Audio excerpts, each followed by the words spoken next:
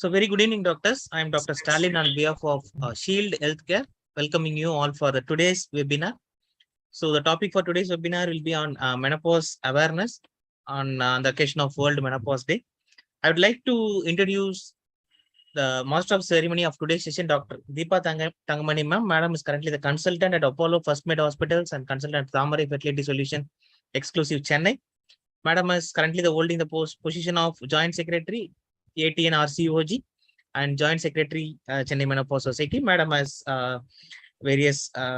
presented various papers in various international and national conferences. And with this short introduction, I welcome you, ma'am. I'm handing the session to you for your further proceedings, ma'am. Welcome, ma'am.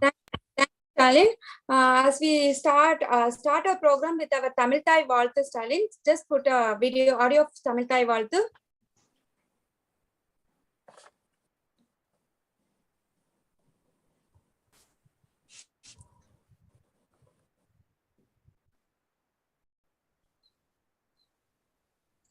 Stalin? Yes, ma'am. Yes, ma'am. It's playing.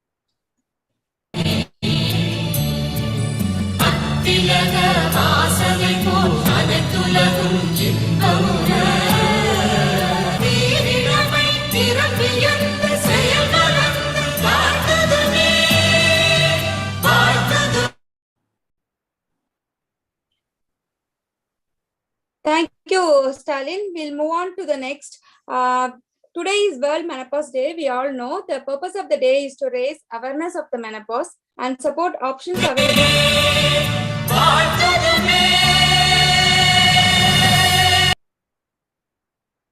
Stalin? Yes, ma'am. You can continue, ma'am. There is some internet connection issues. No problem. So the purpose of the day is to raise awareness of the menopause and support options available for the health and well-being of post-menopausal and postmenopausal women. So the menopause can be difficult for some.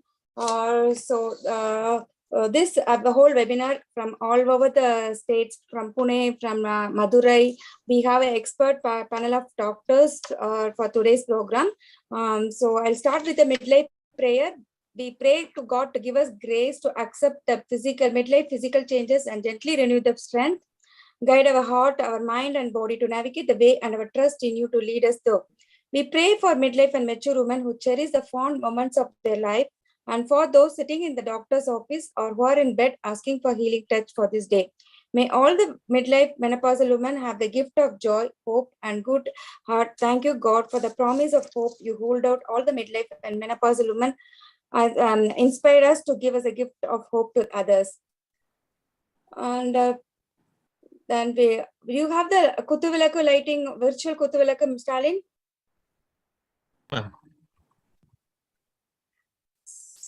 Can I play, ma'am? Yes, please. For the wisdom of light for this seminar, we'll just start with the Kutuvilaku.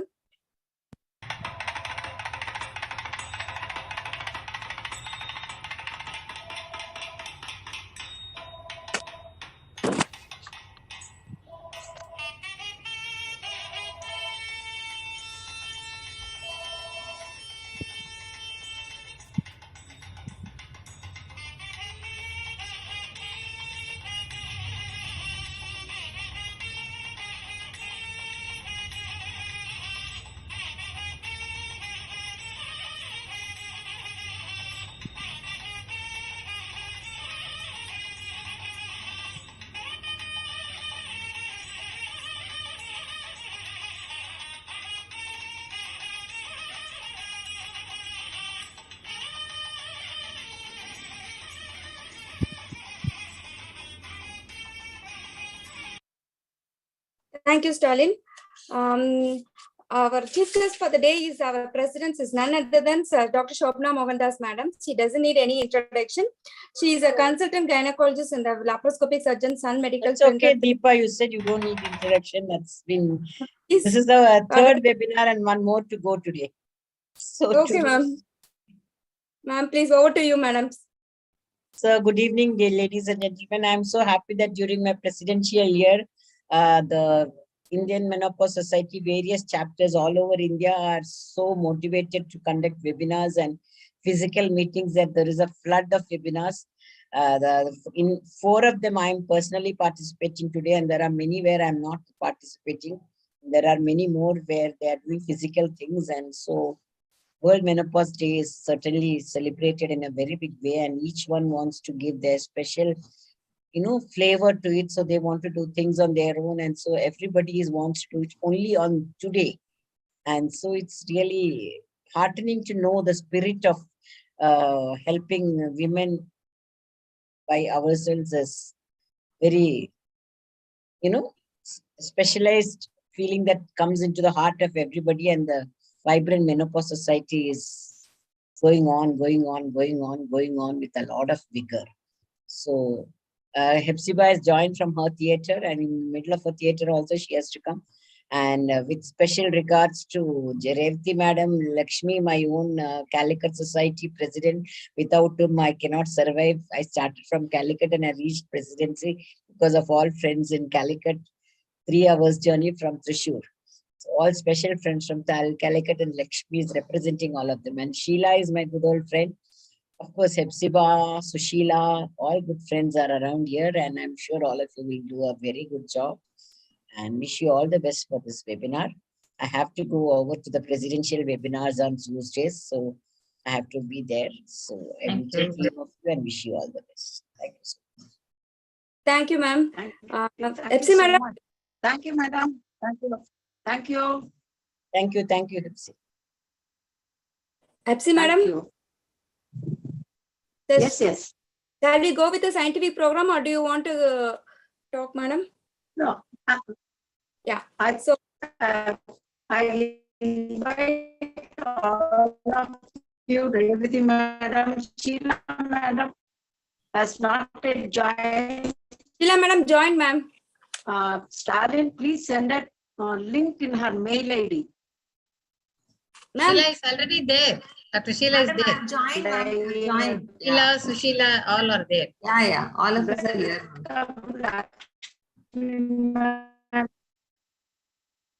Sheila madam join. Yeah. All of you, and happy World Menopause Day. Thank you, ma'am. Please start a scientific program. Yes, ma'am. I'll start a scientific programs. I'll just introduce our chairpersons, Dr. Lakshmi. Dr. Lakshmi is from Kozhikode. She is an additional professor in Department of OBG, Government Medical College, Kozhikode. She is the president of Calicut Menopause Society in 2022-2023, secretary Calicut in 2018 to 2022, and secretary Calicut OG Society. She is a vice president OG Society Calicut, awarded WHO fellowship in 2009. She is a state trainer for immediate postpartum IUCD services, and she has special interest in high-risk pregnancy, endoscopy, and fetal medicines.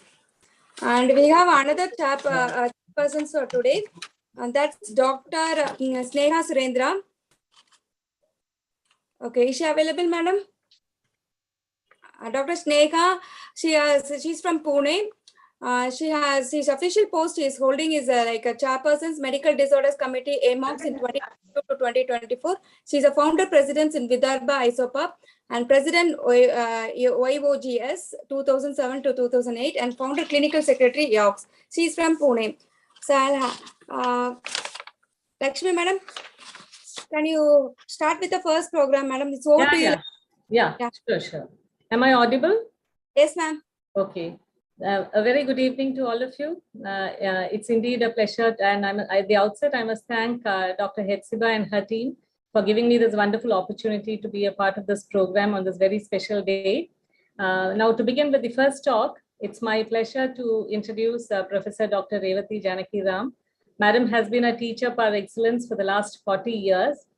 Presently, she is President, Madurai Menopause Society, and she has been the former director, IUG Chennai. She has several awards to her credit, most notably being the Lifetime Achievement Award, and she is from the IMA Madurai, and she has contributed several chapters in both undergraduate and postgraduate textbooks. Madam will be talking to us on vaginal estrogens. Over to you, Madam. Thank you. Thank you, Dr. Lakshmi, for the nice introduction. Can I share my screen? Yes, ma'am. Yes, ma'am. Yeah.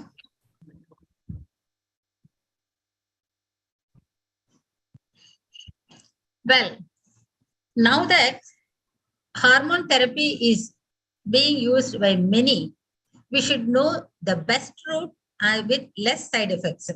And vaginal administration of hormones, especially estrogen, is of much benefit for symptom relief. Use of vaginal mucosa for drug absorption was first attempted by Sobrero.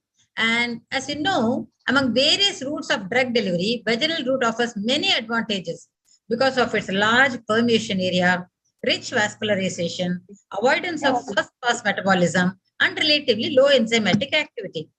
Now, apart from that, relatively easy access, potential for muco-adhesion prolonged residence time, and potential for self-administration make it a much easier route for administration of hormones. Now, over the oral drug administration, it's quite superior in terms of minimizing the general and gastrointestinal side effects. In addition, it has a potential of delivering drugs for systemic effects also, and also targeting the uterus. Now, the rate and extent of drug absorption after an intravaginal administration, it may vary depending upon the vaginal physiology, age of the patient, stage in the menstrual cycle, pathological conditions, and formulation factors. Now, before going to the detail of this vaginal route, let us have a quick look at the vaginal with respect to the drug delivery. I think there is some disturbance. Vaginal rugae and micro ridges increase the surface area of the vagina, thereby enhancing the drug absorption. Also, vagina has remarkable features in terms of vaginal secretion, pH, enzyme activity, and microflora. Now, all these factors we have to take into consideration because it is going to affect the formulation, spreading, and retention, as well as absorption and drug release in the vagina. As you know, the presence of moisture, in presence of that, solid dosage formulation should ideally disperse in the vaginal canal immediately after insertion. Only then we can avoid the inconvenience to the users. Now, apart from estrogens, progesterones and androgens can also be used vaginally. Like mechanized progesterone, all of us know, and androgens, testosterone and DHEA are also available for vaginal administration. Now, the various forms of vaginal drug delivery are either tablet, ring, inserts, cream, foam, gel, and suppositories.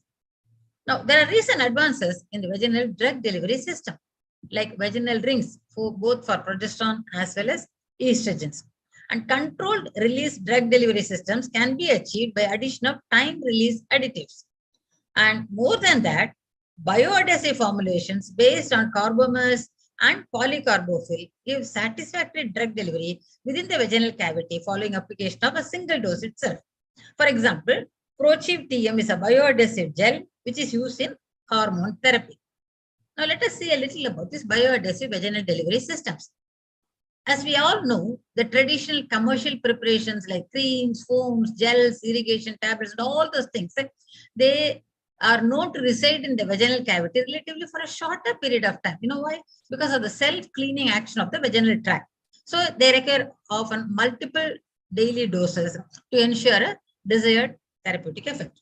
So there is a need for the development of some innovative vaginal formulation technology which can fulfill the criteria such as desirable product dispersion throughout the vagina, retention for the required interval, and adequate release of the drug and improvement of the human reproductive health. Now, all these features can be achieved by use of bioadhesive delivery system. Now, currently available vaginal dosage forms, they have got certain limitations also because it causes a messiness, leakage, low residence time, all these things leading on to poor patient compliance and also loss of therapeutic efficacy. Whereas bioadhesive vaginal delivery system overcomes all these drawbacks and has the advantage of greater bioavailability. It provides intimate contact of the formulation with the underlying absorption surface, permits continuous and prolonged residence of the dosage at the site of application, and also reduces the side effects due to avoidance of repeated administration of the drug. Vaginal estrogens can be applied as inserts, extended release inserts, capsules, creams, tablets, and ring form. The advantage of vaginal hormone therapy is that it is most useful for GS, genitourinary symptom, because we are using mainly hormones for symptom relief. So local application, vaginal application of estrogen is of much importance in genitourinary symptoms. Atrophic vaginitis is best treated with local estrogen. And for urogenital syndrome, even 8 to 10 microgram of vaginal estrogen is quite good enough. Actually speaking, it's only 10 to 30% of the dosage what we are using for orally for treating VMS, vasomotor symptom. So because always we focus at using a minimal dosage, and in vaginal route, minimal dosage is good enough to treat the symptoms. And another point is that those who are getting the oral systemic therapy, also 10 to 25% will still continue to have GSM, for whom again vaginal estrogen is much beneficial. And estrogen is easily absorbed through the atrophic vaginal epithelium. But one point we have to remember about this treating this atrophic vaginitis with estrogen is that we have to start the treatment very early, even before the irreversible atrophic changes settles. Because once the irreversible changes occur, your local estrogen is not going to have any effect. Because many times we say that we have used many times a long time, but still no effect. That means you have started it late. So better to start it earlier. And the types of vaginal estrogens are vaginal estradiol, conjugated equine estrogen, and estriol. Now, estradiol is most effective, and vaginal estradiol, so though has a low potency, it doesn't have much of an impact on serum estrogen levels. What about the dosage? The standard dose we have got low dose and ultra low dose. Now, the standard dose for conjugated equine estradiol is 0.3 to 2.5 milligram. Estradiol is 25 microgram per day. Estriol cream is 0.5 milligram per day, and estriol tablet is 48 milligram per day. Okay. Now, low dose estriol again is found to be very effective, because we are trying to start with a very low dosage, which is having the maximum effect also. And it has been found that 10 microgram is also very useful in increasing the vaginal maturation, improving the vaginal health, restoring the vaginal pH, and decreasing the vaginal symptom. And ultra dose vaginal estriol 0.03 milligram per day, along with viable lactobacillus, has been found to be very effective in vulvovaginal atrophy. And the pharmacological drugs which are available in the market are like Premarin, conjugated equine estrogen, estriol cream like Evalon, even oral tablets or vaginal tablets are available, and estradiol vaginal tablet like Vegifem, and apart from all these things, there are vaginal rings also like Femring and Estring. And we have got combination of estradiol and progesterone also in the vaginal ring. Now we are talking about various forms of these vaginal steroids. Which is the best one? Actually speaking, 19 efficacy trials in 2016 Cochrane review has shown that all forms have similar efficacy in alleviating the symptoms, but they only differ in slightly in the side effects. Now, therapeutic benefits of vaginal estrogen extend not only to this vaginal improvement, but also for recurrent urinary tract infection and overactive bladder also. Now, although we can use indefinitely, the total duration, how long can we use this vaginal estrogen is safety data as of now beyond 1 year is not available. What are the contraindications to vaginal estrogens? When there is an undiagnosed uterine or vaginal bleeding, when there's a known or suspected endometrial carcinoma, definitely we cannot use that. Obviously, we won't. But all other conditions, you can very well use it, unlike in oral estrogens where there are a lot of contraindications. Right? But anyway, before prescribing, all postmenopausal bleeding should be evaluated with ultrasound, endometrial thickness, and endometrial sampling. The adverse effects are very little, like vaginal irritation, discharge, messiness with the cream, difficulty in use, decrease in the compliance, and there may be estrogen absorption in partner during intercourse. Now, what about the endometrial safety? Local estriol doesn't stimulate the endometrium.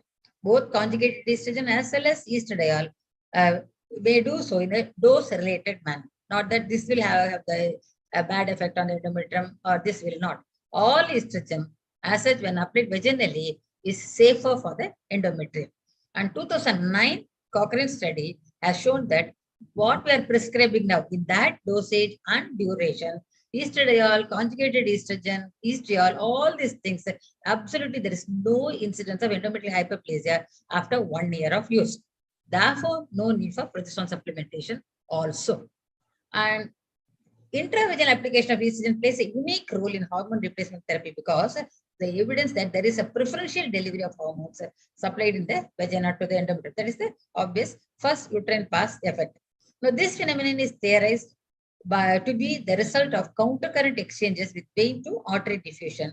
While this phenomenon is known to occur in the upper third of the vagina, it was unclear if this occurs throughout the vagina. That is a big question mark which you have to search into.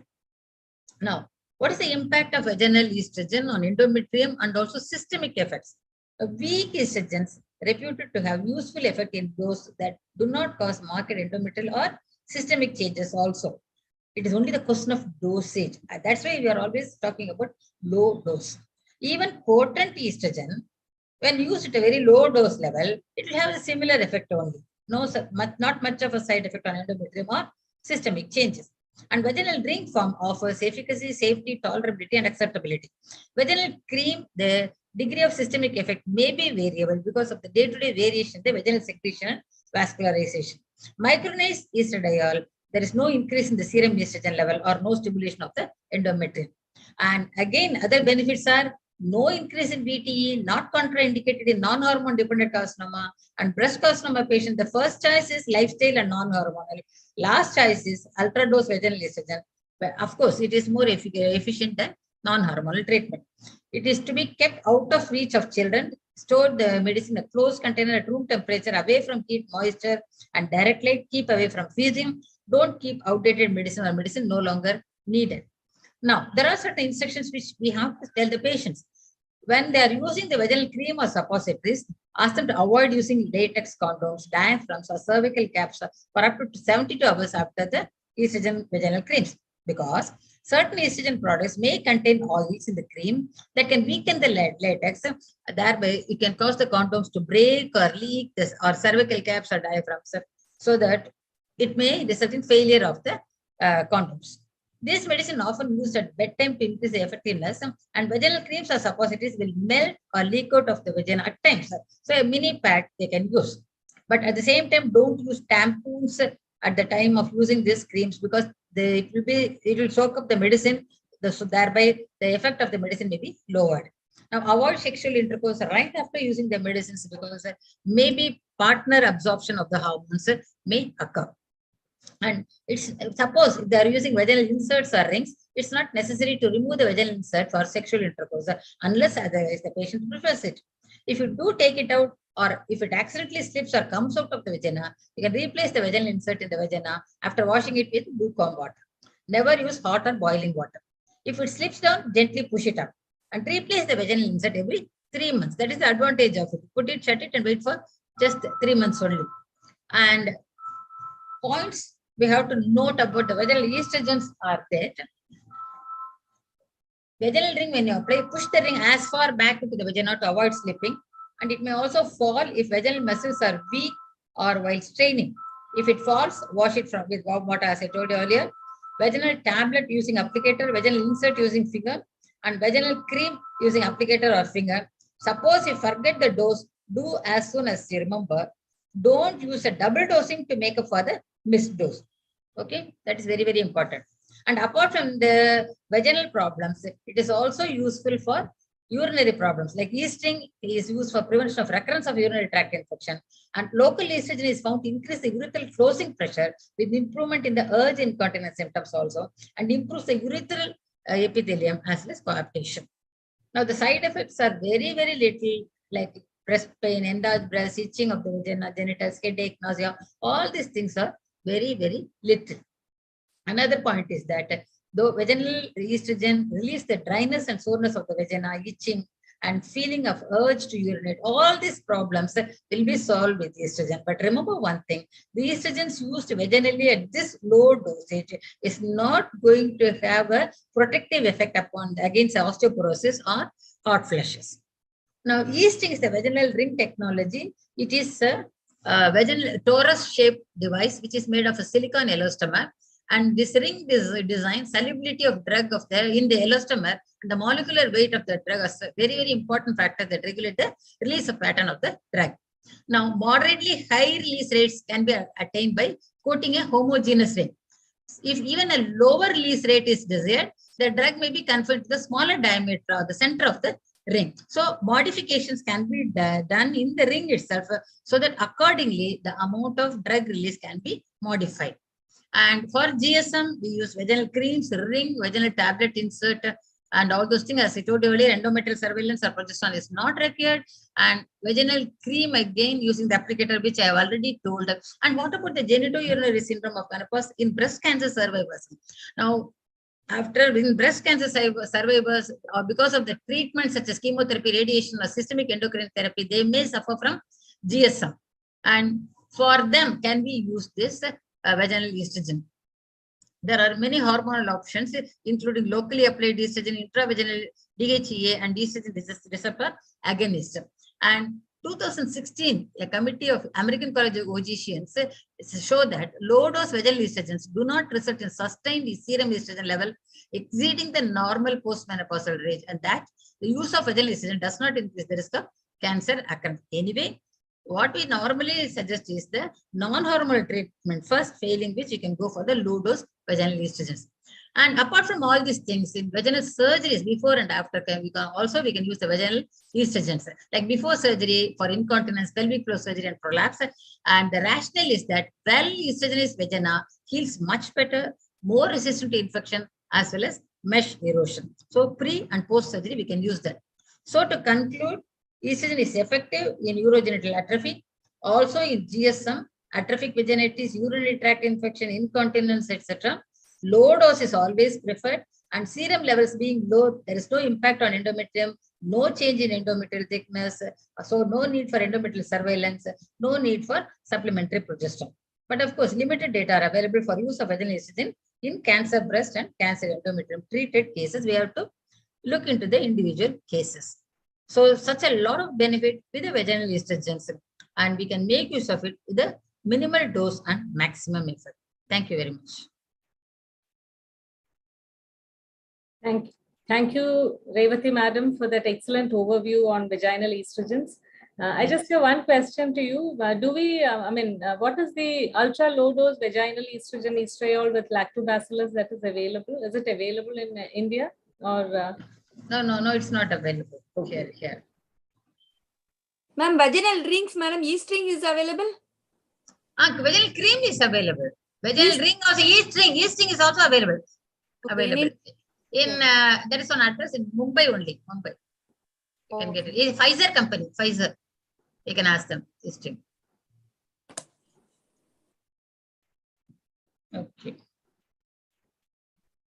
Thank you. I thank Hepzibah. Short time she has informed all of us within 24 hours. Okay, anyway, good that we could do it for this World Menopause Day. Thank you very much. Thank you, Madam, once again. So, Dr. Deepa, can we go over to the next speaker? Yeah. Good evening, Revati Madam. Good evening. Excellent presentation. Very nice deliberation by you. I just joined little late. Sorry, I was busy with the Happy Learning program. Every Tuesday we have it, no? So for that, sorry. Okay. Good evening, Sheila ma'am, Dr. Sheila Mane. Good evening. Namaskar. Hi, Dr. Lakshmi. Hi. Dr. Deepa, Dr. Sushila. Yeah. So thank you so much for accommodating me here. I'll be very happy to chair the session. Thank you. Yeah, this is Dr. Sneha Buyar. I forgot to introduce myself. Yeah. Okay. Am I to introduce the next speaker? Or Yes. Okay. So it's my pleasure again to introduce another excellent speaker of today's evening, Dr. Sheila Mane. Madam is presently President of Bengaluru Menopause Society. Again, she is a teacher par excellence with a vast experience of over 30 years. She is currently the DNB faculty at KCG Hospital, Bangalore, and also the ICOG Governing Council member. Madam has received several awards for her meritorious services. It's always a pleasure listening to you, Madam. Over to you for PCOS and menopause. Are you muted?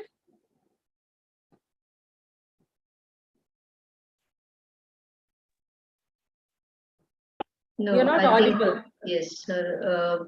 Device audio is very low. The volume is low. Ma'am, you can increase your volume in your system, ma'am.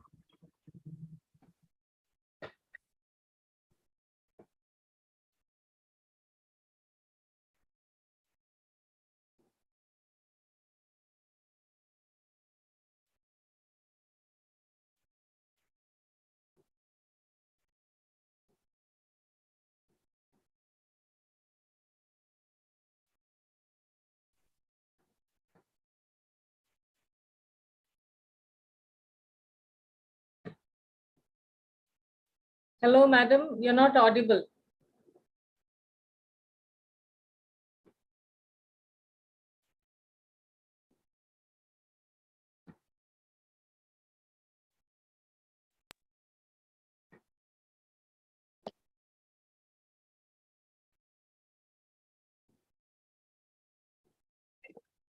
ICOG Bangalore.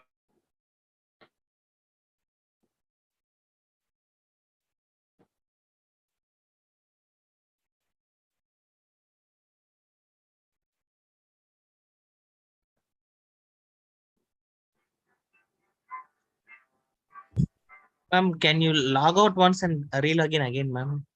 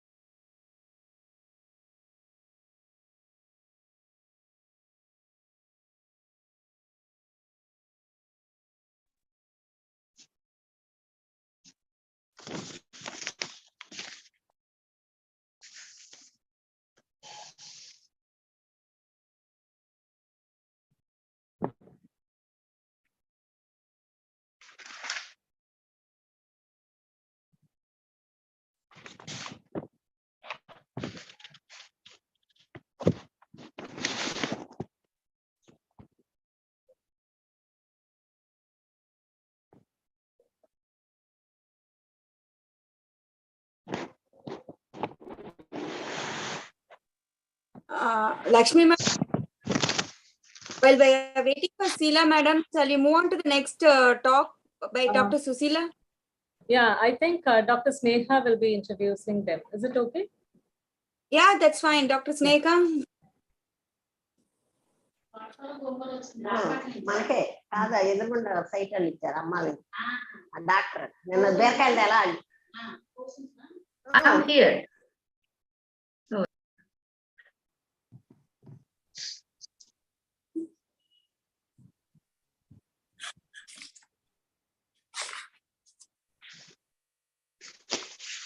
Dr. Sneka, can you introduce Dr. Susila madam for the next talk? Yes, yes, I'm here. You can share the CV slide. Yeah, thank you. So, a very good evening. Once again, a very good evening to all of you. This is Dr. Sneha Buyar, Foxy Breast Committee Chairperson and Governing Council Member, ICOG. And let me take this privilege to introduce Dr. Sushila Pinamaneni, Madam is the president of Vijayawada Obsgynae Society for 22-23 and secretary Vijayawada Menopause Society as well. She was a member of MTP committee, organizing secretary of first APCOG 2015 and UFOPC South Zone 2018. And she is a trainer of certificate course on contraception clinical practice conducted United Nations Population Fund and Public Health Foundation of India. Yes, Madam. Dr. Shilamani, you're audible now. So, Madam is Dira and RAC Master Trainer as well. She is a speaker for many national conferences as well. So, I welcome Dr. Sushila Pinanini for her speech. So, is Madam ready with the topic? Sheila Madam, you want to continue? Yeah, that's what. Don't mind. Madam, you continue, madam. I'll do after you, no problem. For you, no, for me, no problem. Am I audible now? Yeah, you're audible, madam. Very much. Okay, okay. Fine. Thank you so much.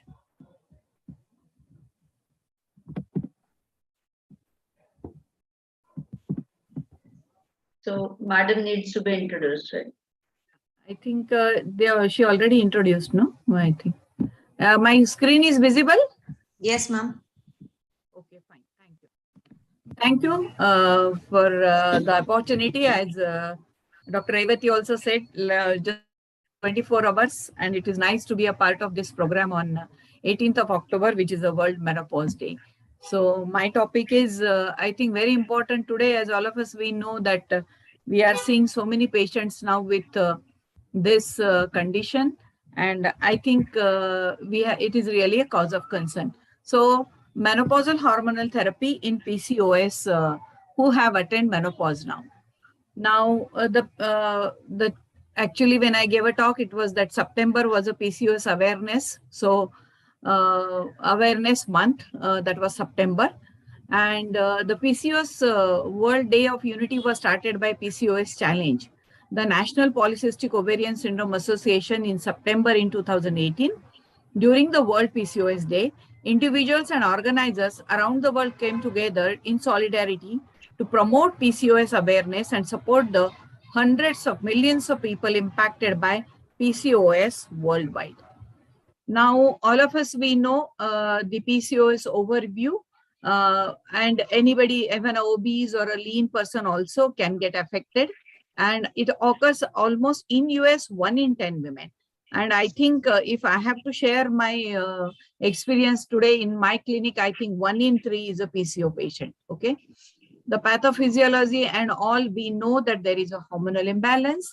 LH is higher than FSH, and there is an anomalous gonadotropin relief. There is dysfunction of hypothalamo-pituitary ovarian axis, menstrual irregularity, anovulation. That is the main thing. Insulin resistance also there, and that increases the insulin levels and decreases the glucose tolerance, abnormal lipid levels, increased insulin secretion, increased free androgens, which can give rise to hirsutism and acne, and hyperandrogenemia because of the increased testosterone. Okay. So pathophysiology, all of us, we know. I will not, because what are the risk factors now? Because insulin resistance can persist even in menopause. So there could be a dyslipidemia, dysglycemia, and it affects the pituitary, ovary, adrenal, and it can also increase the DHA in adrenal. So the risk factors for insulin resistance are abdominal obesity, which is a cause of concern in menopause. And they are more prone to develop type 2 diabetes mellitus at that age. There could be genetic predisposition. Aging also causes problems. Drugs, if they are on, and lifestyle. Now, all of us, we know about it. And the long-term sequelae of PCOS are obesity, insulin resistance, which I have already enumerated, and cardiovascular disease. Okay. So polycystic ovarian disease is a disease that affects the endocrine, metabolic, and reproductive system. Now, it has detrimental effect to a woman's quality of life and results in long-term morbidity. And diagnosis is based on clinical and or biochemical evidence of hyperandrogenism and polycystic morphology on USG, either it is associated with oligo or anovulation. Now, at menopause, does PCOS exist at menopause is the question, but there are still no diagnostic criteria because the period ceases, ovarian morphology changes, and the volume reduces. Testosterone levels may no longer be higher. All women experience increasing insulin resistance, abdominal adiposity with chronic inflammation and dyslipidemia with age, and a specific increase in LDL across the menopause transition, which is very particularly with PCOS patient, and we know that is the risk factor for CHD. Now, we have to know the past history of PCOS, long-term history of irregular menstrual cycle, because we know the endometrium must have faced the unopposed action of estrogen. Hyperandrogenism during reproductive age also we have to take into. Now, persistence of hyperandrogenism after menopause can be there. So, postmenopausal women with new onset severe or worsening hyperandrogenism, including hirsutism, we may have to rule out androgen secreting tumors and hypertrichosis. Clinical presentation of PCOS at menopause is limited to physical features of hyperandrogenism. PCOS is heterogeneous, you know. There are so many types. Androgen excess results in PCOS without triggering factor. Mild androgen excess resulting in PCOS only in the presence of triggering factor. So treating androgen excess in the long-term management of PCOS to prevent metabolic and cardiovascular disturbances is very important. And there is a, we also have now phenotypes 4. There could be regularly ovulating patients and they seem to have lesser degree of metabolic dysfunction. Insulin resistance is approximately 60 to 80% of women, 95% obesity, increased risk of type 2 diabetes and yes, JDM we know. Presence of obesity and family history of type 2 diabetes mellitus increases the further risk. Now, Indian studies have reported that Indian women have high prevalence of PCOS, higher fasting insulin levels and greater insulin resistance compared with British and Australian white women with PCOS. Dyslipidemia, again, it has an atherogenic lipid profile, higher triglycerides and LDL and low HDL. Now, Shashikala has demonstrated that insulin resistance is associated with dyslipidemia in women with PCOS independent of obesity also.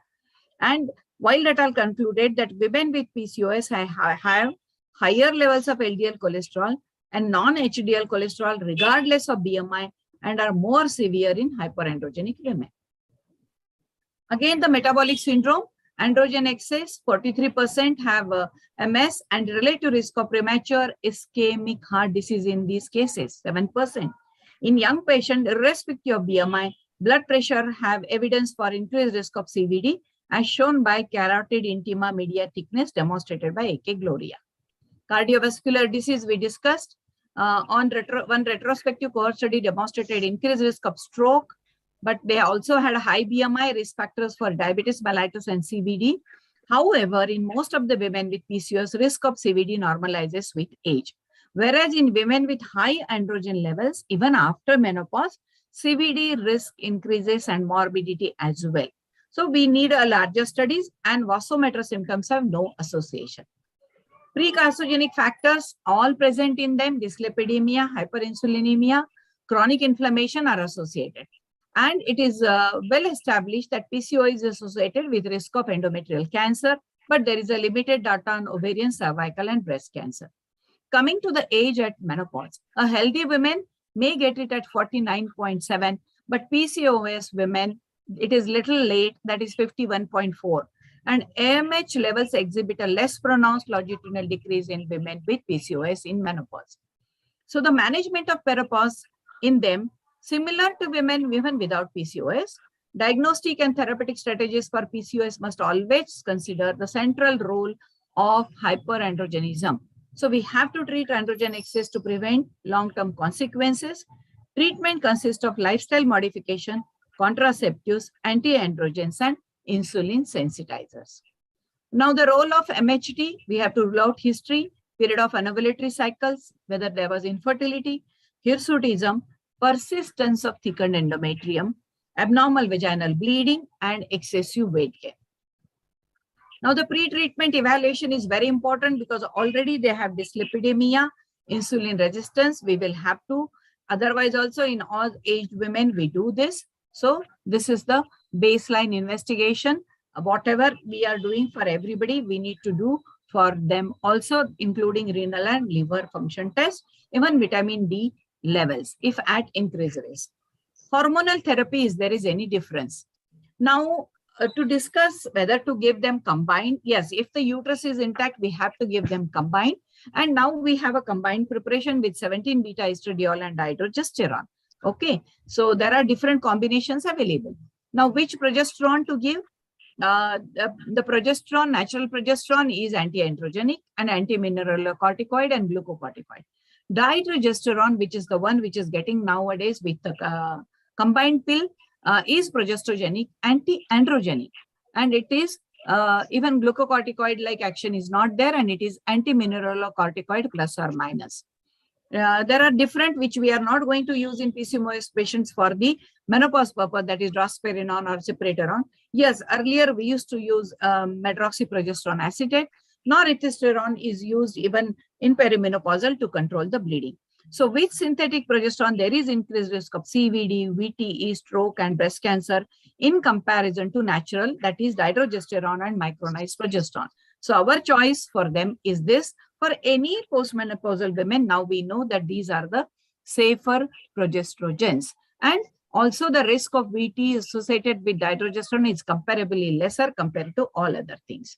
Now, only available combined MHT we know. We also get very minimal this one.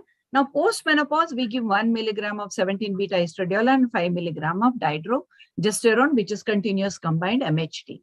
Yes, we will have to assess the risk whether we can give them, because if they have certain risk factors, we will have to be very careful, because if the patient has all those. Now, if we compare the estrogen, we will have to look at the estrogens when we are prescribing to PCOS patients. We know that 17-beta estradiol, that is chemically and biologically is identical to the endogenous human estradiol. So we definitely will prefer that. And coming to the conjugated equine estrogen, we find that there is an increased risk of VTE and stroke with that. So definitely that will not be a choice.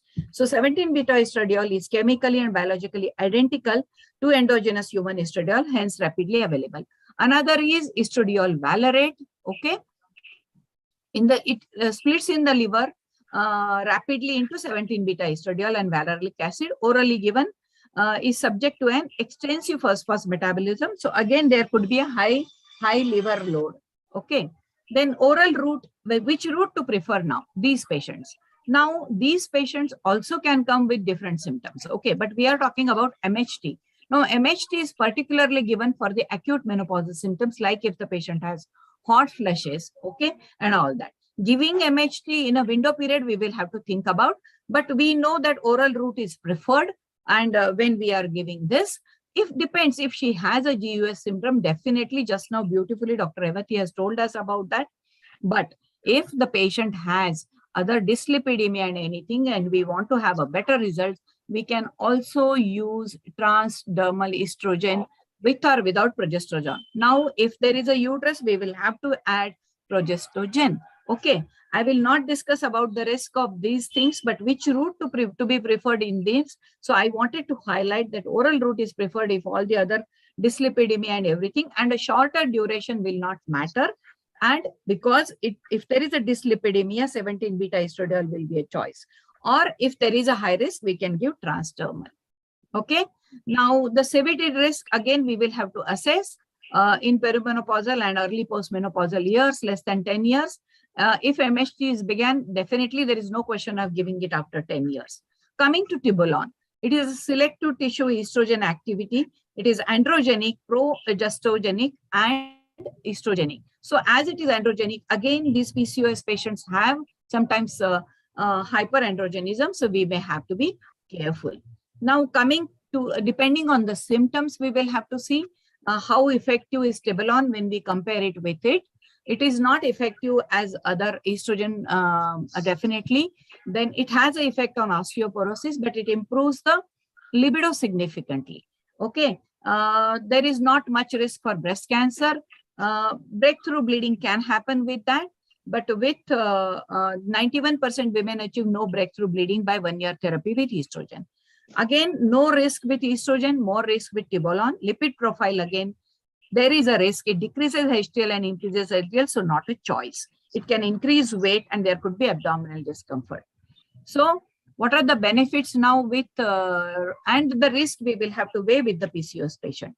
Yes, it helps to reduce the VMS, reduces osteoporosis and fracture risks, improves osteoarthritis, reduces CVD risk less than 60 years, type 2 diabetes mellitus. Even we say that in a patient who is not diabetic, if we give MHD, can reduce the risk of type 2 diabetes. Abdominal obesity can be reduced, cognitive improvement can be seen, reduces neovascular macular lesions, risk of colorectal carcinoma is reduced, and risk of endometrial carcinoma with the combinations. But we will have to assess the endometrial thickness.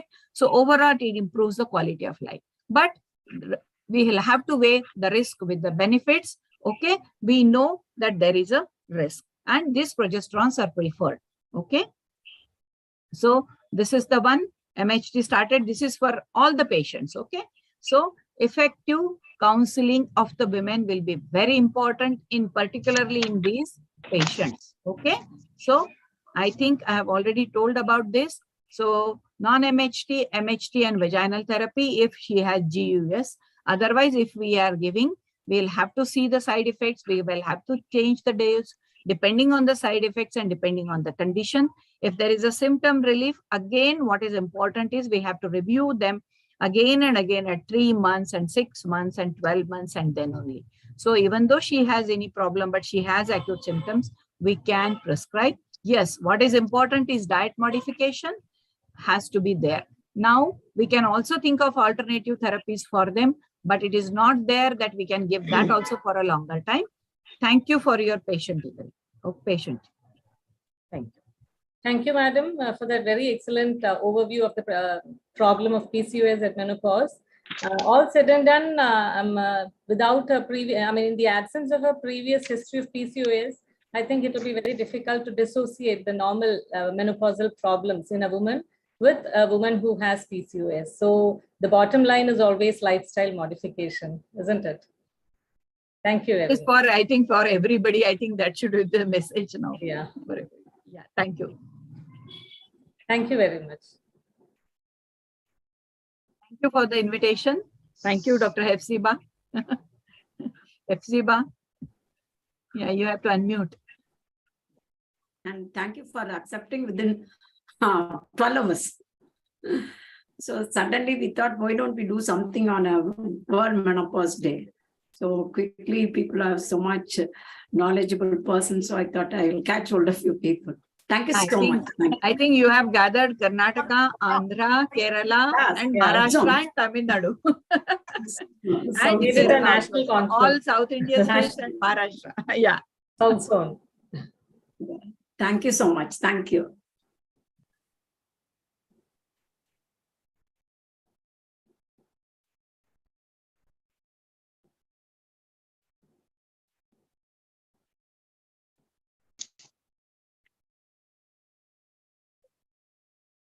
Thank you, Dr. Sushila, for allowing me. Sheila's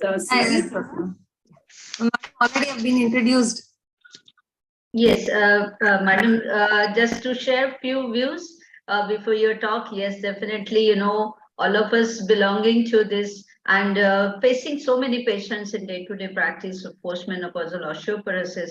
You're losing your weight, your height by maybe 1 or 2 inches, having a curve of the spine, little low backache all the time, maybe very easy fracture you getting. So lots and lots of issues nowadays. And yes, definitely that's a time when you have to say yes, you are suffering from postmenopausal osteoporosis. So definitely we would like to listen to you, madam, for your modalities of management, and of course the holistic approach. Definitely we would like to listen to you. Over to you, Dr. Sushila. Thanks for the introduction, ma'am. Nice meeting all of you. Practice menopause day in and day out and help the menopausal women. Like it is great, like coming together on a menopause day. World Menopause Day. Yeah, so I'll be discussing management of postmenopausal osteoporosis. So we all know that osteoporosis is full of holes in the bone, and the normal bone where the osteoblastic and osteoclastic activity is in normal pace. There is an alteration where the osteoclast gets more active than the osteoblast. That is where we get the osteopenia followed by osteoporosis. And there is a bone resorption is followed by bone formation and repair, which is not there after the like bone gets full of holes, that is the osteoporosis, and then it becomes fragile. So I would like to discuss the definition, risk factors, screening, prevention, treatment, and how do we monitor the response to treatment. So the low bone mass and microarchitectural disruption of the bone causing weakening, which predisposes to fracture, is defined as osteoporosis. That is basically there is a loss of living bone tissue, which makes the bone fragile, and there is a high risk of fracture. So as Dr. Sneha has said, there is a kyphosis, and then there is a decrease in height of the woman. And we also do know that the peak bone mass is achieved between 20 to 30 years, and slowly the mass decreases rather than increasing, and then we need to preserve the reserve actually. And around 18 to 28% of the women and 6 to 22% of the men over the age of 50 suffer from osteoporosis, and half of all the postmenopausal women will have a fracture related to the osteoporosis. So there is a fracture which is in the upper part of the vertebra, that is a wedge fracture, what we call, and crutch fracture in the lower part of the vertebra, which leads to shortening of the height or the kyphosis. So the wrist, spine, and hip are the common areas where the fractures occur, and the vertebral fractures are maximum, which is about 7 lakhs in an year. And the projected, already we all know that 61.4 million have been affected by the osteoporotic fractures and the low bone mass. So here is a case, 58-year-old woman. She has attained menopause 10 years back, and now she's come with a hip fracture. There are no comorbidities. When BMD was done, it was minus 2.8, which comes in the osteoporotic range.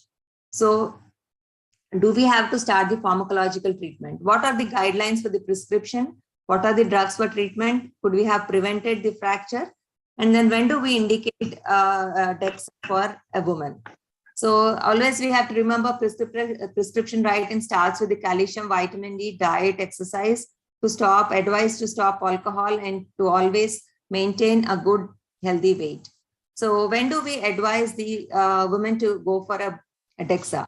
All women after 5 years of the menopause, this is especially for the Indians who lose the bone mass earlier compared to the other Westerners where it is around 10 years. All postmenopausal women within 5 years of the menopause with one or more risk factors, and postmenopausal women who have had a fracture, or a woman with fragility fracture. That is, there is no bar at 5 years to say for these patients, for this woman. And if there is a radiological evidence of osteopenia and presence of a vertebral compression fracture, we need to ask them to go for a DEXA. And women who wants a therapy for osteoporosis, definitely we would like to see her bone mineral density. So we all know how do we see for the T-score. Osteopenia is -1 to 2.4, 2.5 and above is osteoporosis. So the National Osteoporosis Foundation recommends that pharmacological therapy should be reserved for postmenopausal women and men aged 50 or older who present with the hip fracture or a vertebral fracture. That is the first one, or T-score less than 2.5 or less at the femoral neck or spine after an appropriate evaluation, and low bone mass where the T-score is -1 to 2.5. So in all these cases, that is, there is a fracture or there is an osteopenia or there is an osteoporosis. And when we do it on a proper DEXA machine, we can go for pharmacological therapy. What is a pharmacological therapy? It is bisphosphonates, denosumab, teriparatide, and selective estrogen receptor modulators like raloxifene, calcitonin. These are the 5 drugs which commonly are used for treatment of the osteoporosis. In this case, she is already more than 10 years of menopause. We cannot use this patient. When we decide upon the agent, we should know what is anti-absorptive agent, what is anabolic agent. So anti-resorptive agent is one which decreases the bone resorption, and this is the bisphosphonates, denosumab. Basically, we start with the bisphosphonates too as the first line of management. Anabolic agents are to promote the bone formation, mainly in high-risk patients. These are the teriparatide and the abaloparatide. And uncoupling agents, this is the human clonal antibody, where it is the romosumab, which stimulates the bone formation. And all these therapies will be started along with the calcium and vitamin D. And the other classification is where there is no prior fragility fracture and the woman has a moderate risk for fracture, then we can start the bisphosphonates or denosumab. Suppose if a woman has already a fragility fracture and has a high risk for the fracture, then we need to go for a higher drug, that is a denosumab or a teriparatide or a zolandronic acid, which is given once a year. So the bisphosphonates are first line for management, and they suppress the resorption. As I already said, it's an anti-resorptive, but cannot be used when the glomerular filtration rate is less than 30 to 35%. And it increases vertebral and non-vertebral fracture in most of them. But in case of the abandoned non-vertebral fracture are not prevented. But in zolandronic acid, 70% vertebral and 41% of hip fractures are prevented. We should remember the side effects of the vascular necrosis of jaw and severe esophagitis. So always a dental consultation is recommended before we start the bisphosphonates. So the bisphosphonates are given with plain water in the early morning, and they should not be taken anything for 30 to 60 minutes. They should stay upright. And as I said, the dental examination prior to starting of this therapy is indicated. Somebody has to mute, I think. Mr. Stalin, I think somebody is need to be muted. So is, IV solutions like ibandronate every 3 months can be given, but serum creatinine has to be looked before we start the treatment. And zolandronic acid should be given over 15 minutes, and this is once yearly. Mr. Sawani, kindly unmute Dr. Ravila Sojanya. Kindly unmute others. So alendronate is when we give the treatment dose, it is double that of the prevention dose. That is 70 milligrams orally weekly. And then we can also as well give 10 milligrams orally daily. And other ones are the risandronate, abandronate. Abandronate is one drug commonly we prescribe. That is because it is monthly once drug. Alendronate every week we should ask the patient, the woman to take. So commonly we advise is the alendronate or the bandronate. Commonly available as bandrone. So definitely there is an increase in the lumbar spine BMD when we use it for gradually it increases to say up till 6 years when we use the bisphosphonates. But usually we need to stop after 5 years and give a holiday period for it. So the teriparatide stimulates the bone remodeling by increasing the bone formation. It is used in moderate to severe osteoporosis. And important thing is there is a reduction of vertebral fracture by about 65% and non-vertebral by 53%. So on the whole, it is around 60%. And it should not be given for more than 2 years. And it is very expensive. Subcutaneous administration is 20 micrograms daily. And it cannot be given in multiple myeloma and in hypercalcemia and in children. So the denosumab is a human monoclonal antibody to rank ligand. It prevents the formation of active osteoclasts and inhibit resorption. So we all know that the rank ligand is their rank and rank ligand. They fuse together for osteoclastic precursors and also the osteoblastic formation. When they do not bind together, then there is no osteoclastic activity, and this is very useful drug in cases of high risk for osteoporosis.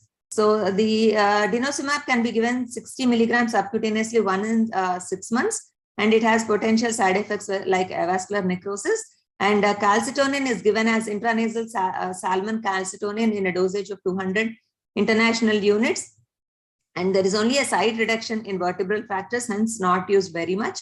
And selective estrogen receptor modulator like relaxafen can be given 60 milligrams orally, decreases vertebral fractures only.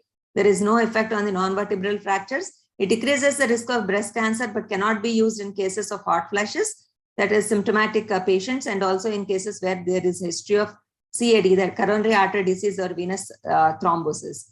So how do we measure the response to treatment? There is no definitive guidelines. How do we measure it? But usually DEXA is also not recommended before 2 years of starting of therapy. So the combination therapy with 2 or more agents has not been shown any improvement in the fracture reduction. So we can only start with a single drug. And always we should remember when we choose a drug, whether she belongs to a high risk case or whether it is spine specific, as I told you before, like we need to see which patient we have to give which drug, but the bisphosphonates are the first line. But in high risk, we need to go for denosumab. And according to the Endocrine Society 2019, pharmacological management of osteoporosis in postmenopausal women includes these recommendations. That is, treat patients who are at high risk, particularly those with previous risk. Consider bisphosphonates as first-line therapeutic choice. Reassess the patient on bisphosphonates after 3 to 5 years. Give them a holiday period if they are improving. If they do not improve, then go for the anabolic therapy. And all women undergoing the treatment with osteoporosis therapy other than anabolic steroid, anabolic therapy, have to consume calcium and vitamin D and monitor the BMD of high-risk individuals who have low BMD every 3 years. So high-risk individuals have to go for a BMD every 3 years. That is the rule. So can we start the pharmacological treatment for osteoporosis other than MHT on our own, or do we have to refer to orthopedician? We can start bisphosphonates on our own. We need not send the patient to the orthopedician. Definitely, there is a role of low vibration therapy in the treatment of osteoporosis, which increases activity of the osteoblast. And mental stress and bone health, there is an inverse relation. So whenever there is a stress, again, there is a decrease in the bone health. So for the case 2, she's a 52-year-old patient complaining of severe backache since 6 months. She's a postmenopausal lady who has attained 5 years back. She's on calcium. She does not know what exercise she has to do, nor the importance of diet and vitamin D. So in this patient, we need to calculate the fracture risk. Always we have to know about the BMD and the clinical risk factors. Both are important to calculate, and we cannot just simply go on with the T-score asking for a DEXA. For these patients, we should know what are all the risk factors: increasing age, low BMI, ethnicity, family history of any fracture, rheumatoid arthritis, and person with a disability, that is like polio, and then who have neurological disorders too.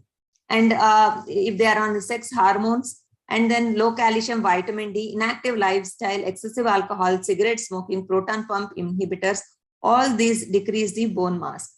And medical conditions, as we all know, hyperthyroidism, hypothyroidism, chronic lung diseases, gastrointestinal disorders where there is a lack of absorption of calcium, medications like oral glucocorticoids, anti-epileptics.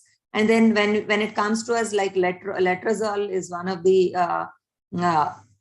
drug which decreases the bone mass, and also the GnRH analogs where we have to use add-back therapy. And we have to, this is a FRAC score where we can, it is an online calculation tool that is developed by the WHO. So when we fill the form like sex, weight, height, previous fracture, all this, we get a score. So if it is more than 3% for hip fracture and more than 20% of the major osteoporotic fracture in the next 10 years, that is, they're going to get a fracture when it is more than 3 for a hip and more than 20 for any other major osteoporotic fracture. So she becomes a low risk if it is less than 10% for 10 years fracture. And if the FRAC score is between 10 to 20%, then she becomes a medium risk for major osteoporotic fracture in next 10 years. And if the FRAC score is more than 20, then she's a high risk case and she would face a fracture in the next 10 years. That is a calculation regarding FRAC risk. And OSTA is one more module. We can just have a chart of it, and then it is weight across the age. So we can, whenever we plot it, we can name her as high risk, low risk, and medium risk. And depending upon that, we can just ask for the DEXA. So is this patient to be screened for BMD? That is, do we ask for DEXA? Definitely, because she has a family history of fracture, and also she's nearing 5 years.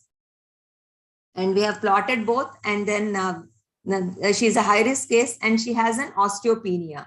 So how do we go about with the prescription writing? We have to follow the pillars for the prevention of osteoporosis. that is calcium, vitamin D, diet and exercise. What about the MHT? She is in the window period. So we need to address her regarding the menopause hormone therapy. So what are the indications for MST? As we all know, it is time tested that we can go for in cases of vasomotor symptoms, genitourinary symptoms, prevention of bone loss, and premature ovarian insufficiency. So whenever she is a high risk for fractures, prevention of the bone loss is a must. So we can go ahead with the MHT. So we also know that the prevention that we can indicate her MHT in prevention and treatment of osteoporosis in early postmenopause in symptomatic women, unless there is a contraindication, which comes under grade A indication. And we also know that 33 to 40% of osteoporotic fractures can be prevented in both high risk and low risk population. And it should not be started solely for bone protection after 10 years of menopause. And the bone protective effect is lost after stopping the hormone therapy. So according to our Indian Menopause Society, based on evidence of effectiveness, cost and safety of the standard MHT, it should be considered one of the first line therapies in early menopause for prevention and treatment of the bone loss. So in this case, we can go ahead with the menopausal hormonal therapy.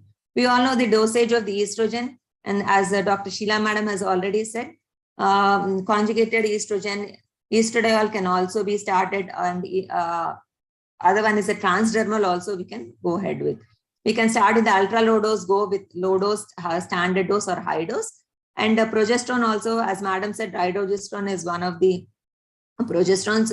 And also the bioidentical, like micronized vaginal or the micronized oral progesterones can also be used. Vaginal is a less dose compared to the oral dose, that is 200 versus 300 milligrams.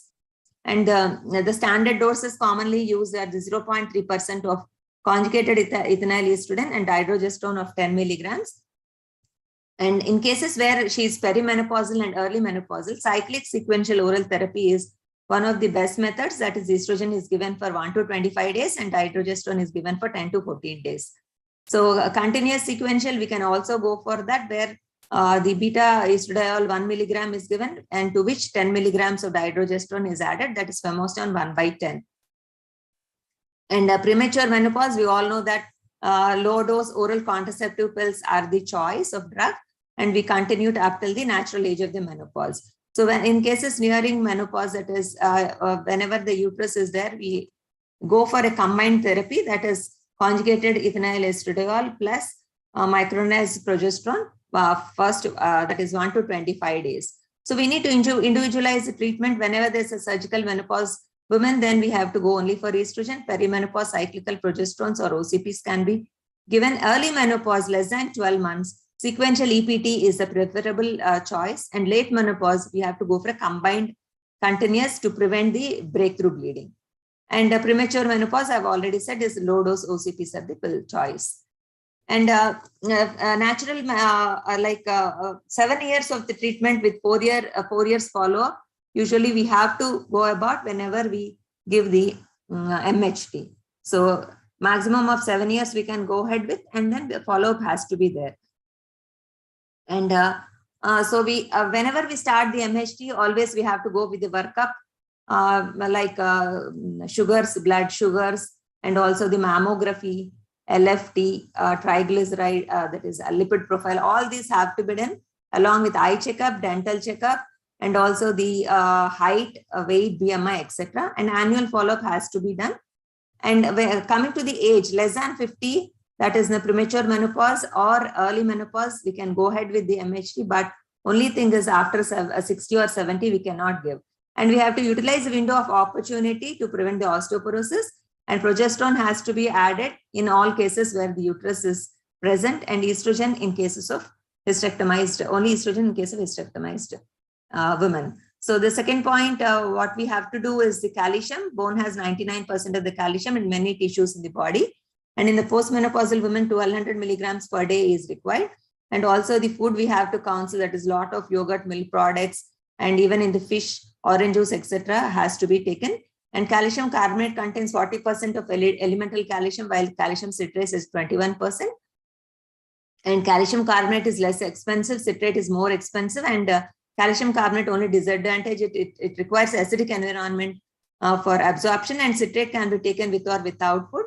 And always we have a doubt whether the patient is going to go for constipation, what is the dosing, and can it be taken with vitamin E? Do we have to go for combined preparations? Can we take with other medications and all? So we have to advise that they do not have to take with other medications. Liquid form is better than the tablet form of calcium. Citrate is better absorbed than carbonate, but many tablets are to be ingested, and they should not be taken with phytates, oxalates, other food contain the oxalic acid foods and medicines, and they have to be stored in the room temperatures. And vitamin D, coming to it, is important for skeletal and bone health, and the sources or foods mainly mainly it is sunlight rather than food to say.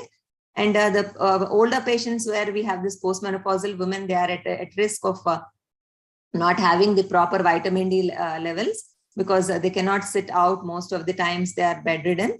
And we need to know the normal, what is the deficiency values less than 20, and increasing regular UV sunlight exposure is important without any sunscreen between 10 to 15 minutes between 11 a.m. to 3 p.m. And other important thing I would like to stress is the egg yolk. Many of them, they only eat egg white, thinking that protein is only available that is in the egg white, and then the yolk causes increase in triglycerides. But egg yolk contains 44 international units, so all the women, maybe they can have the egg, wholesome egg alternate days rather than throwing out the yolk. And in the postmenopausal women, 800 to 1,000 international units of vitamin D has to be used. Regarding the exercise, we all know that weight-bearing exercise is better, that is the osteogenic exercises are better. But low osteogenic exercises like leisure walking and all, that does not improve the bone, and swimming and etc. are the non-osteogenic ones. So flexibility exercises have to be done like yoga, aerobics, endurance like walking, cycling. Strengthening exercises we don't advise in the osteoporotic women. So the optimum fitness schedule is 3-33, that is 3 days of walk, 3 days a week they can go for a brisk walk, and 3 days a week they can go for a gym for 3 group of muscles. And flexibility exercises every day for 20 minutes for 6 days. And swimming helps only to prevent the kyphosis. It does not help in increasing the bone mass. And dietary prescription, we all know that 60% carbohydrates, 20% proteins, and 20% fats. Protein intake should be adequate, and healthy fats 20 to 25 grams per day have to be taken.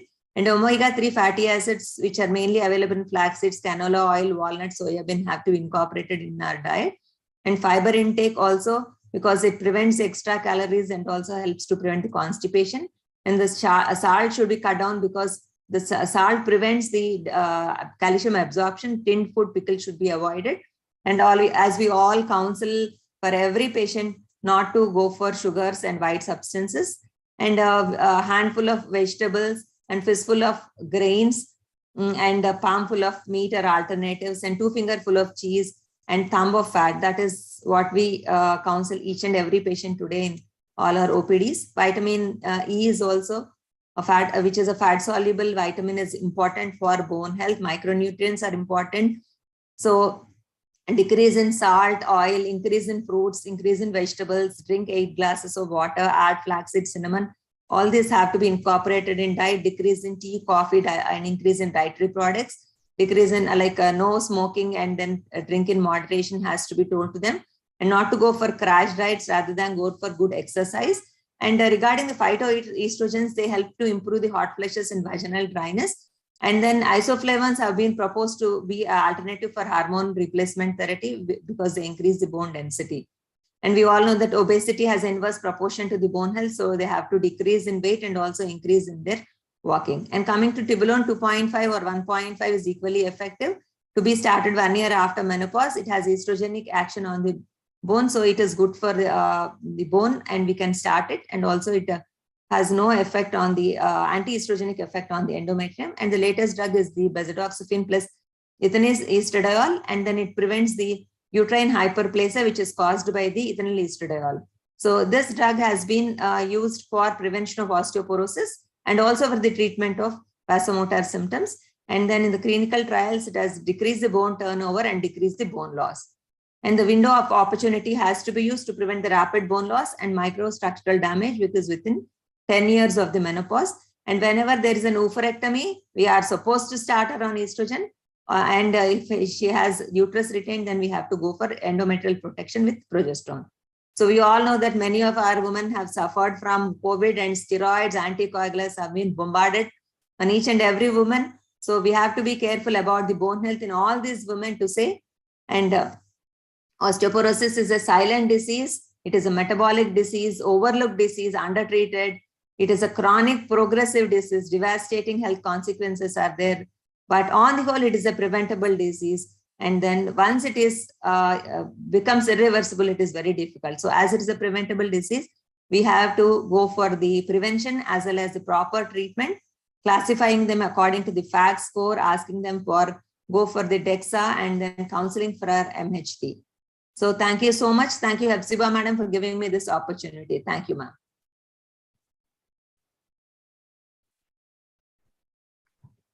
Excellent deliberation, Madam, Dr. Sushila.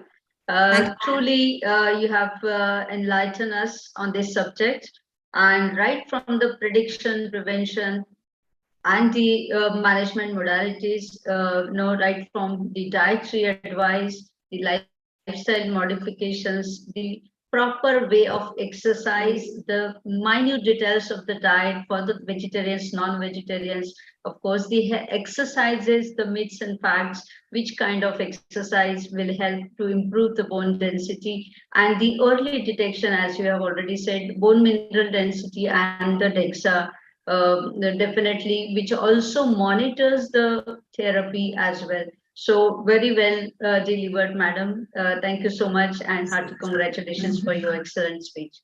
Thank you. Over to Dr. Sushila. That was a very excellent presentation, and I think you left no room for any doubts or questions. That was a very exhaustive coverage of the entire topic. Thank you so much, Dr. Lakshmi. It was an in-depth talk, and it was, you have touched upon every aspect. Thank you so much. Thank you. Thank you, Hepzibah Madam.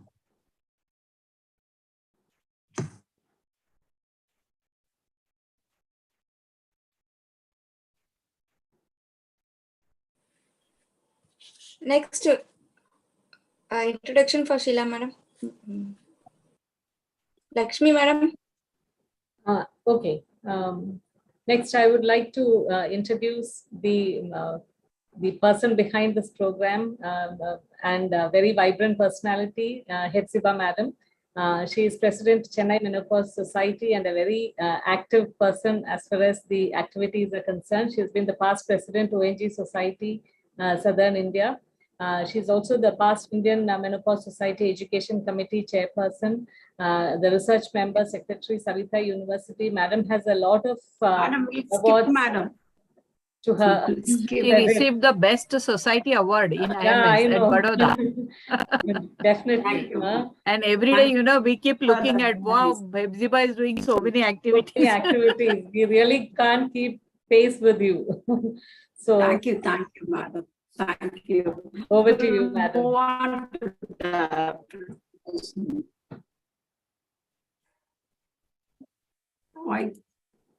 okay.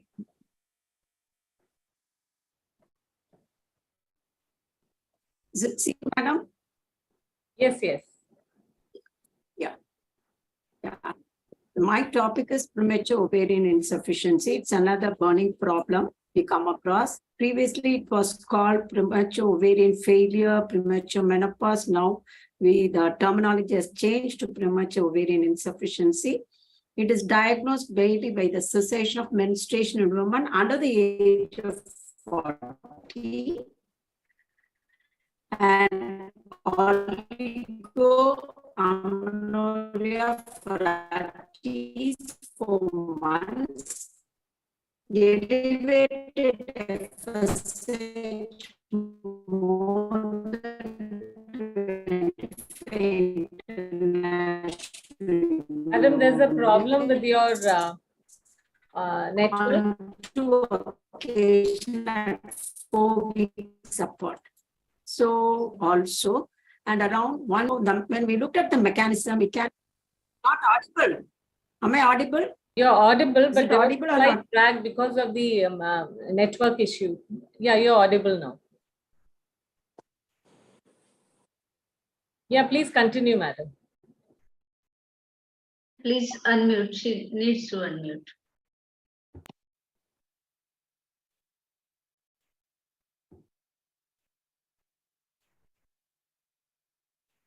Hello? Pepsi madam, unmute, ma'am.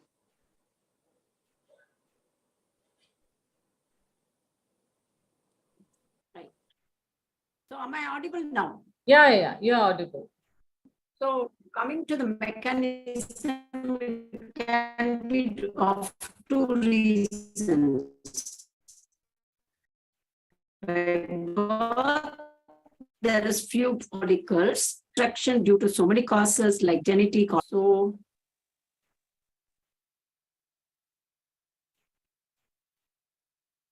there are various causes for premature ovarian. It can be idiopathic, it can be genetic, it can be autoimmune, it can be induced like chemotherapy, radiation, environmental toxins, so on.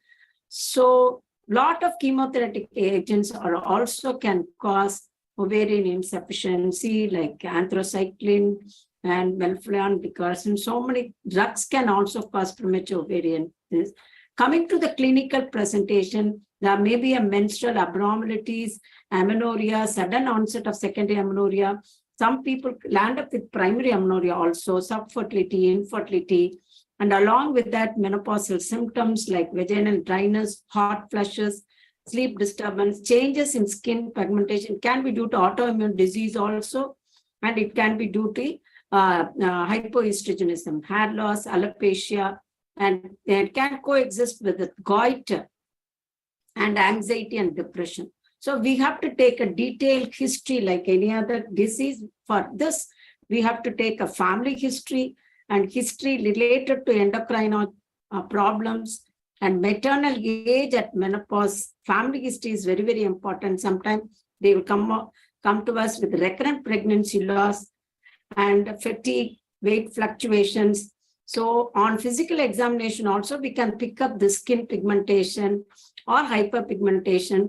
All this gives a clue that we are dealing with a premature ovarian insufficiency. So the laboratory test also, there is a rationale.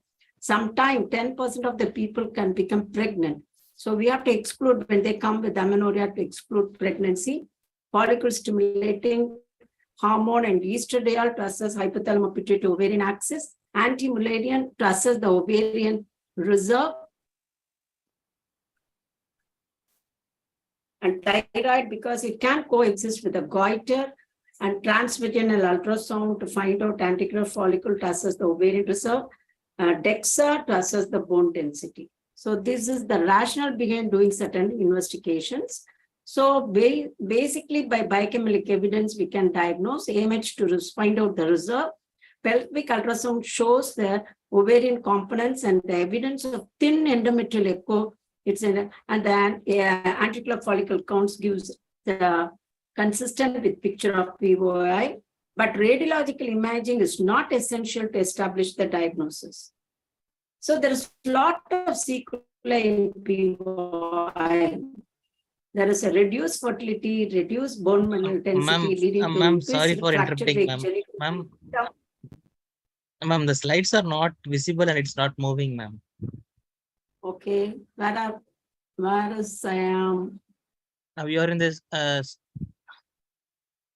will stop sharing and. Yeah, ma'am. Yes, ma'am. Oh God. I think madam is joining from the theater where there must be a range problem. I don't know. Yeah, yes, ma'am. Are you able to see it now? No, it's actually not very clear, especially the small letters. Okay. They are Something is seen. not readable. Not readable. Okay. Right. So, right. We will go ahead. I think. Yes, ma'am. Yes, ma'am. So it is visible now. At least something Yeah, is yeah. seen. Yeah, visible. Okay. So the symptom, as we all know, it can be an irregular periods, hot flushes, decreased sexual desire, dryness of vagina, night sweats. All the menopausal symptoms also can be there. Okay, why it's not moving. So the management depends upon the symptoms for which they are coming. Whether it's due to menopausal symptoms, they can have come with the cardiovascular health, infection, bone health, emotional health, infertility, cognizance. Everything we should address because they can have all these problems. So for menopausal symptoms, the estrogen replacement is there. Local estrogen may be required for dyspareunia. When there is a problem with the libido, the testosterone supplementation should be added. So we have to talk about the cardiovascular risk also. And there is a longevity is increased. So estrogen should be there so that it will have a beneficial effect on the cholesterol metabolism, reducing the plaque formation and prevents coronary constriction. We should talk about this, about the cardiovascular health also, and early initiation of the hormone therapy is essential.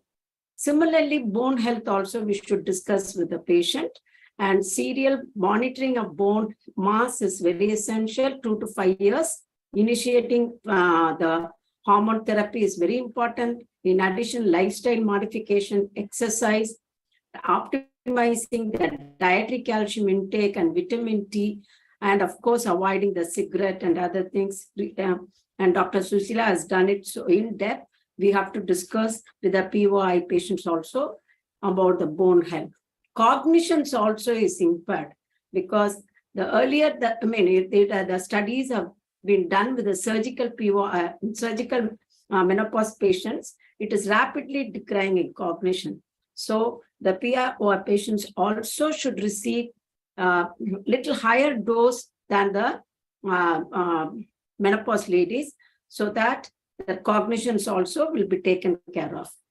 So altogether, we have to give a supportive approach because they will be emotionally upset because of the compromised fertility, reduced self-esteem, anxiety, symptoms of depression. So it should have a proper coping strategies we should address, and we have to meet the what is their needs. It's highly individualized. So infertility, I told you 5 to 10% can conceive, but nothing can be given to improve their ovarian reserve. So when they want a contraception strategies can be given. But women with an POA, sometimes they may have, as I told you, genetic mutation, idiopathic causes are there. So we have to, even with an IVF, with a donor, we have to go for pre-conception counseling, and then testing also is there. Preconception genetic diagnosis, so that it can minimize the transgender transmission, because POI runs in families. So the treatment goal is to mimic the endogenous level of sex hormones, which equates the serum E2 level at least about 100 picogram per ml. And once initiated, it should be continued until the age of natural menopause. So this POI can be pre-pubertal and post-pubertal. It's a little difference in treatment. Post-pubertal, it requires high dose of systemic estrogen. And in deciding the choice of hormone, consider should be taken about the dose, the route, and the preference of the patient. The regime we should know whether it is a continuous combined or a sequential. It's better to give a sequential therapy because they will have definitely a withdrawal bleeding. So the typical starting formulation will be POI includes stans, dermal estradiol in a daily dose of 100 microgram, or oral estradiol in dose of 1 to 2 milligrams, and a constipated estrogen at a dose of 0.625 to 1.25 milligrams daily. So patients, as already mentioned, with the uterus, they have to have a progesterone, either a oral, vaginal, intramuscular, or intrauterine. The device we can give. So medroxyprogesterone will be 100 milligrams, and micronized progesterone 100 or 200 for 10 to 12 days. And the protection, coming to the endometrial protection, the oral microxyprogesterone there is a strong evidence. But for regarding micronized progesterone and intrauterine device, there is little evidence is there. So a lot of trials are going on regarding the explore the value regarding the endometrial safety. So the prepubertal is little different because the patient with they have the goal is hormone therapy is to achieve exposure to increasing estrogen level in a progressive fashion over months, starting with very low estradiol. The typical regime include either 6.25 of 17 beta estradiol transdermally or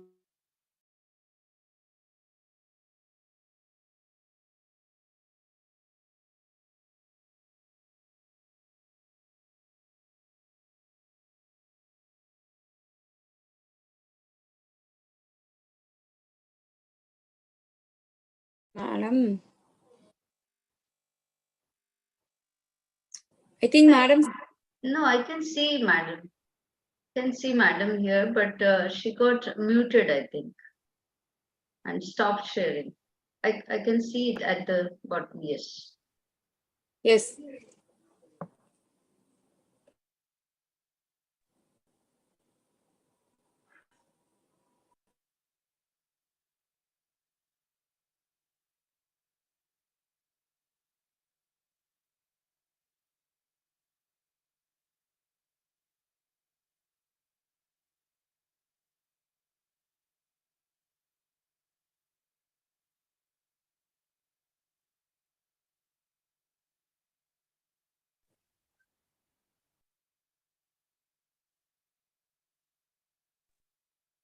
Epsiba ma'am, we're unable to hear you, ma'am. We can't hear you, ma'am. Ma'am, you're on mute, ma'am.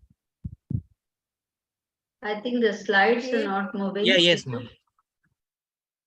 no, this is very useful.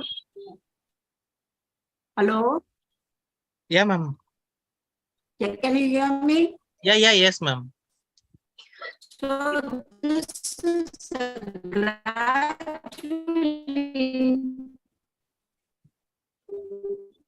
increase in the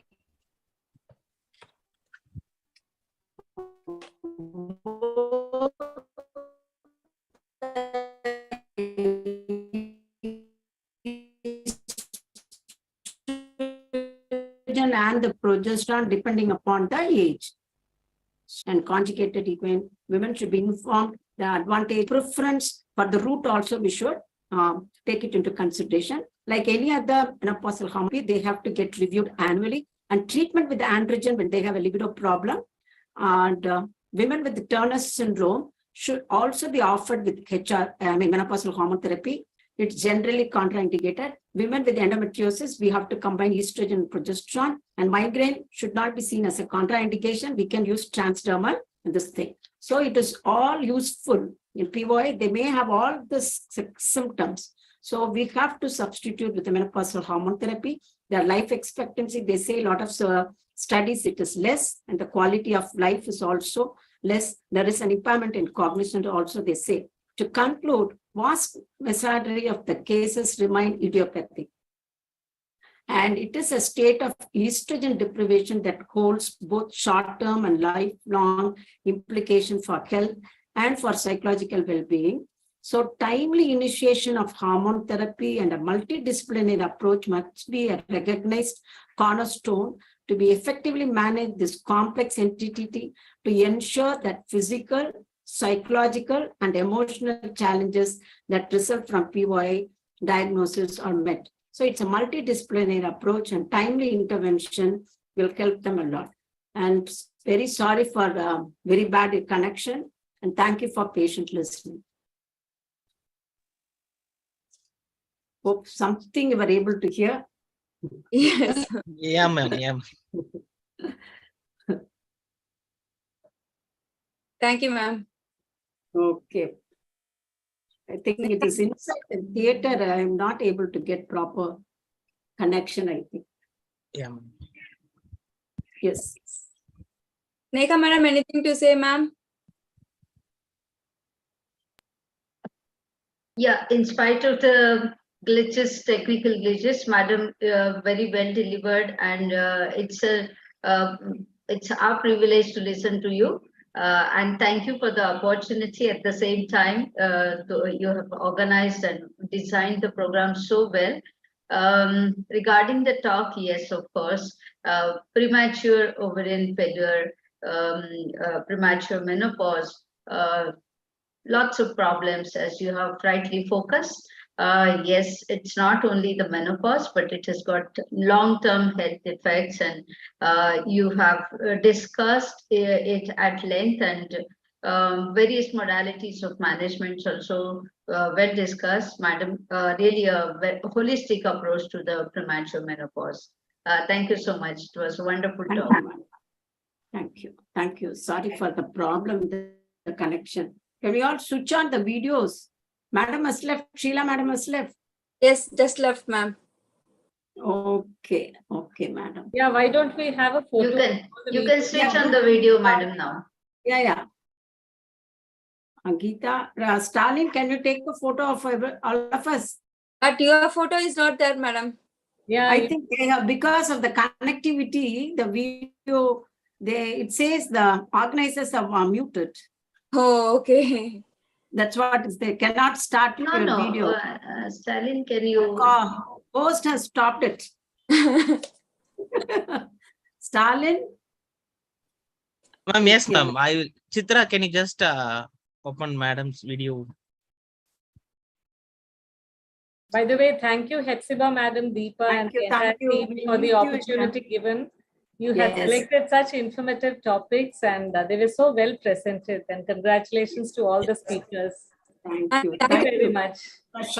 Short period, we were able to, within 12 hours, we thought we would do something for World Menopause Day. So you're all cooperated, and within very nice. I know it has been a very short notice, but it was really worth the effort. It's worth listening to everybody. Yes. Thank you so much, Star. Can you take a photograph of all Yes, of ma'am. us? Yes, ma'am. Ma'am, Dr. Sneha Bhuyer, ma'am, needs to address the gathering, ma'am, regarding your candidature for VP Foxy. Okay. Over to you, ma'am. Yeah. Thank you so much. In fact, today is Tuesday, and I'm the convener for the Happy Learning Program, which is going on since long, almost 105th edition today. But for this, Dr. Stalin and team invited me. So, Madam Hepzibah, we have a association, if you remember, that was for Governing Council member ICOG. We went together, yes. And thank you so much for having me here. As obstetrician, I have been working in the field since last 30 years now. I'm practicing mainly high-risk obstetrics at a district place called Yavatmal, Maharashtra.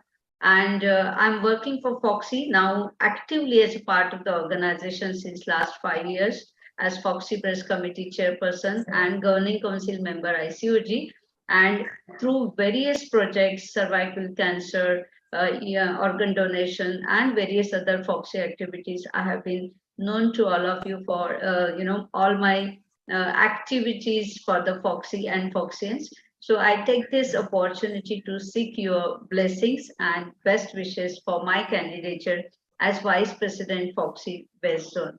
So I need all your blessings and words, and I thank you all of you from the bottom of my heart. Thank you. Thank you. Thank you, Wish you all the very best. Wish you all the best, madam. Wish you all the very best for joining us, and I thank all of you for joining. Thank you. Dr. Vijayalakshmi Ganasekaran. Yeah, I think you are muted. You can unmute yourself. Siva madam, it was for a short notice. Dr. Geeta. Went on very well. Thank you so much, ma'am. Thank you. Nice program, madam. Thank you very much. And it has been a pleasure getting to know you. Meet you in February. Lakshmi will meet you in February. Yeah. And I must also extend a personal invitation to each one of you. Please join us for the IMSCon, the national conference, which will be held at Calicut. February 17, 18, and 19. Expecting to see you all. Let's all have a wonderful time together. I would love to be a part of it. Yeah, please do. I'll surely join. Yes. Please do come. Thank you so much. Thank you, Dr. Deepa and Dr. Lakshmi, for wonderfully conducting. Thank you all very much. Thank you all. Sneha madam, I will contact you. I will call you. Thank you so much, dear. Thank you. I'll be very happy to join all of you. Thank you so much. Thank you. Good Thank night. you very much. Okay, good night. Good night, madam. Good night, all of Thank you you. so much. Thank you. Thank you, Deepa. Thank you, ma'am. Thank you, Dr. Susila, Dr. Lakshmi, Dr. Geeta, Vijay. Thank you. Thank you, ma'am. Thank you, ma'am.